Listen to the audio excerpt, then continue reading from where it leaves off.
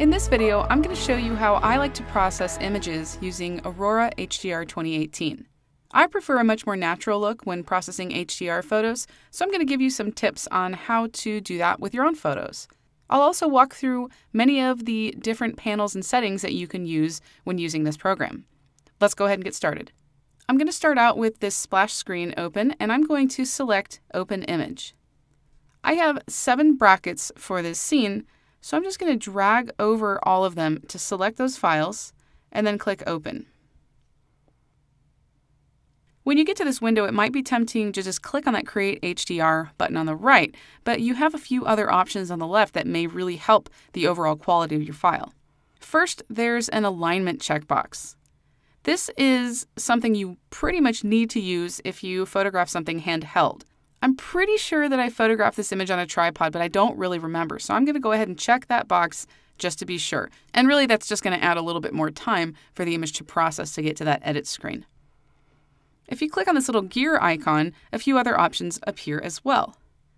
Ghost reduction is when you have items inside of your scene that may have moved, like maybe there are people or leaves or branches or even birds. So I'm not sure, I don't really remember what kind of day it was like, but I see some leafy green things up there on the top, so there's a good chance that they may have moved throughout each of these brackets, so I'll go ahead and click that. There's also a box for chromatic aberration removal, and if you have a photo and I can see some spots that there's a good potential for kind of that purple fringing to appear, I'll go ahead and check that as well. And the color denoise box is just going to help prevent some of that noise that may be added to your image when creating HDR photos. So this is ready to go. I'll go ahead and click the Create HDR button. So my image has now been merged together and it's ready to be edited to create my final photo. What you see here is kind of just a flattened representation of what it looks like when all of those photos are tone mapped together. I'm going to start out over on the right, and I'm going to select the HDR Basic panel. The first thing I like to do is balance out all of the tones in the photo to kind of bring back some of the brightness and the contrast in the scene and to kind of remove all of this flatness that we see right now. I'll start out by increasing the smart tone to kind of help bring up the brightness and just to see what Aurora thinks should be done to the photo. And that did a good job of adding the brightness back, but it's still very flat. So now I'm going to start at the top with the exposure, and I'm going to work my way down to add a little bit more brightness and a little bit more contrast. So I'll increase the exposure. I'm just watching the image as I'm doing this. And next I'll go ahead and increase that contrast. And I'll even toggle my backslash key every once in a while just to kind of give myself an idea of what the photo looks like, that before and after. And this before image is kind of that neutral center bracketed photo, so we're not actually seeing the tone mapped photo from the before.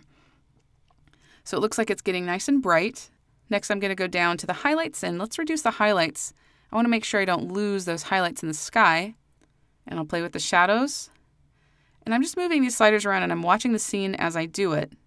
There's really no science behind it. I'm just kind of looking, trying to create a nice looking photo. I'll also increase those whites. And I'm going to decrease the blacks. And decreasing the blacks is going to really intensify some more of that contrast. Maybe that's a little too far, so I'll go to about minus 15 or so. And I think I'm going to go back up to the exposure and increase the exposure a little bit. And I think this is off to a pretty good start. I'll toggle that before and after again. So I'm finished inside of this HDR Basic panel. I'm going to go ahead and collapse it. And then at the top in the Layers section, I'm going to add a new adjustment layer. I kind of like to keep my basic enhancements and my stylistic enhancements separate from each other. So I'm going to click on that plus icon and select Add New Adjustment Layer. I have all of these same edits that I did before, but none of them have any settings applied to them. I'm just going to go ahead and start at the top using that color panel and work my way down. The color panel allows you to add or subtract color from your image, just kind of on a broad general scale.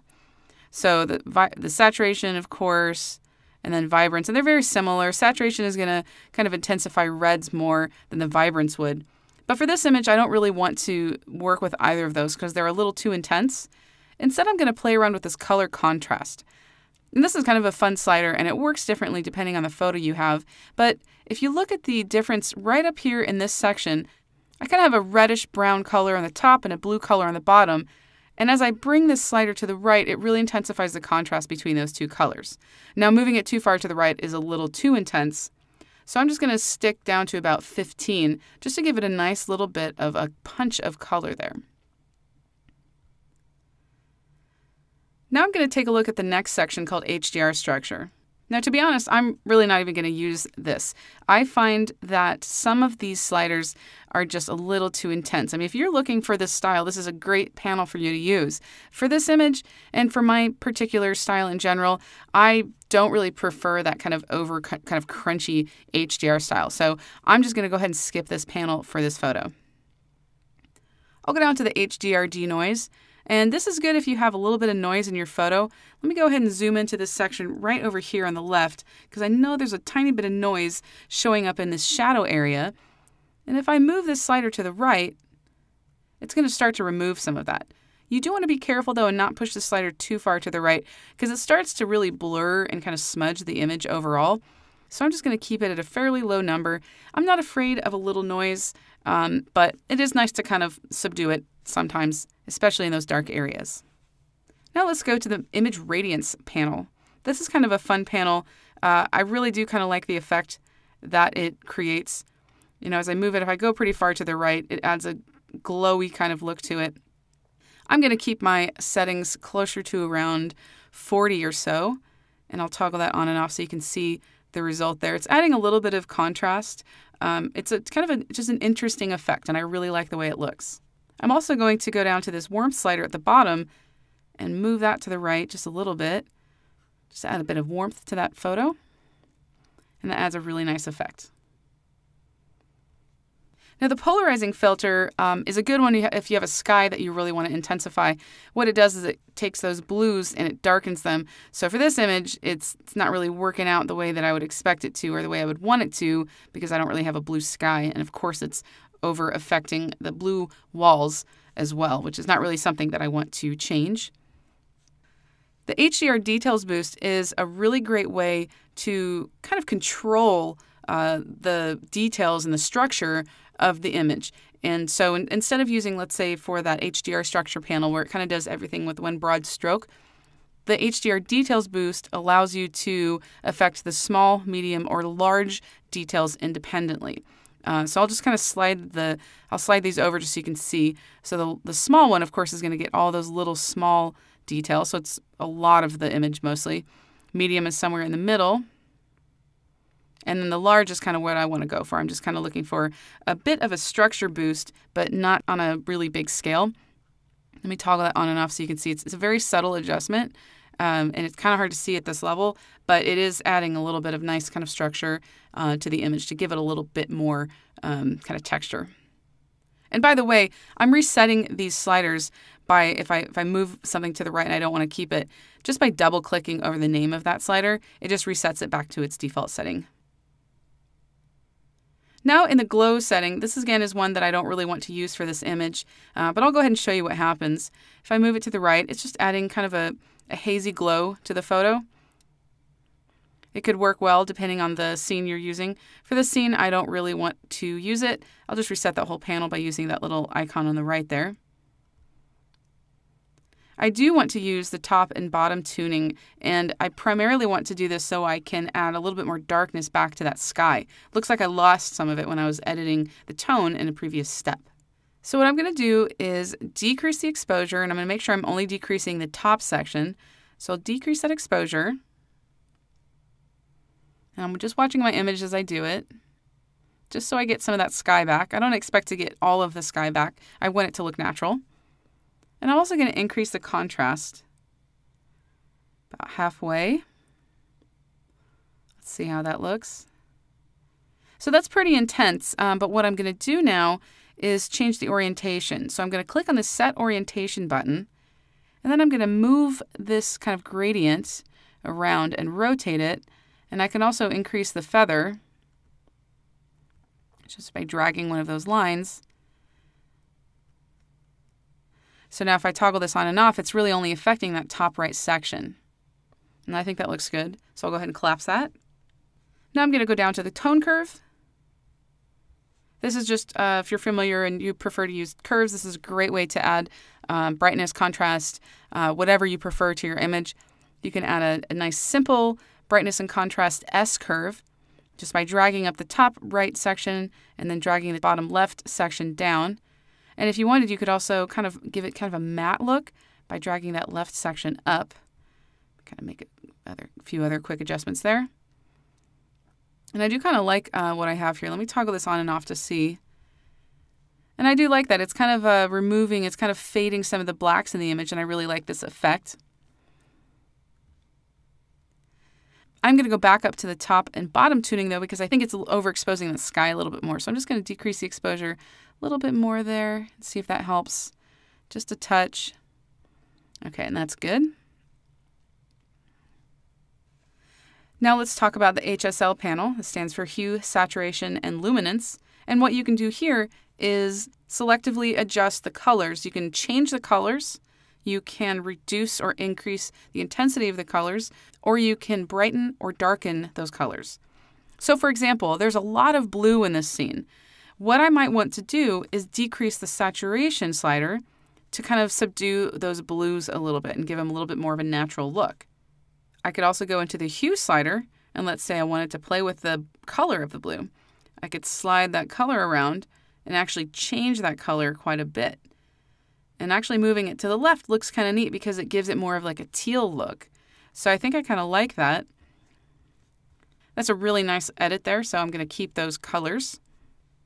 The next section is color toning, which is basically split toning. I'm not going to add a split toning effect to this image, but if you wanted to, you can start out just by increasing the saturation sliders and then just sliding each of these hue sliders until you get to a color that you want to work with. So here I've kind of created a yellow-blue split toning, and then you can reduce that amount slider to tone it down a little bit. But I'm going to go ahead and reset that panel because I don't want to add a split toning effect here or a color toning effect. I am, however, going to use that dodge and burn panel. So I'll go ahead and collapse it there, and then I'm going to click on that Start Painting button. As soon as I do that, I get some options up at the top. I get Lighten, Darken, and then Erase if I want to erase any of those sections, and then a strength setting. And I usually like to start my strength down at about 10%. And when you change the strength setting, it only affects whichever one of these you have selected. So that changed the lighten setting. I'm going to go to darken real quickly and change this down to 10% because I always forget to do that when I'm switching back and forth. Okay, so I have both of those settings set to 10% strength. I'm going to go ahead and click on lighten. And now in this little walkway here, I'm just going to brush over the center area to kind of make the center part a little bit more bright.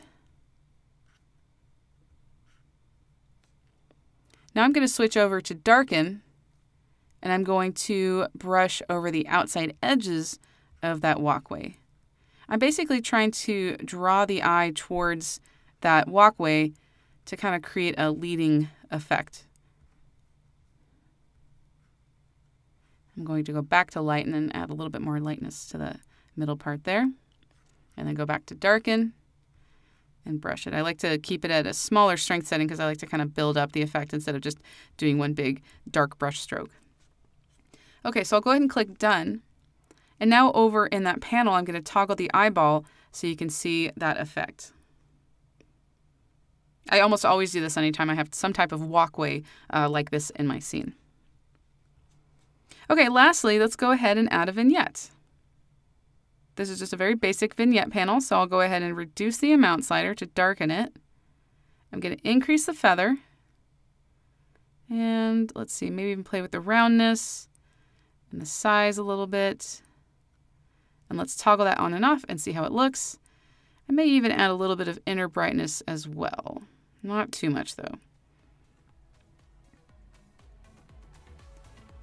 All right, so that's it. I'm finished editing this photo inside of Aurora HDR 2018. I was not only able to tone map the file, but I was also able to give it some stylization. And basically, I created a completed version of this image.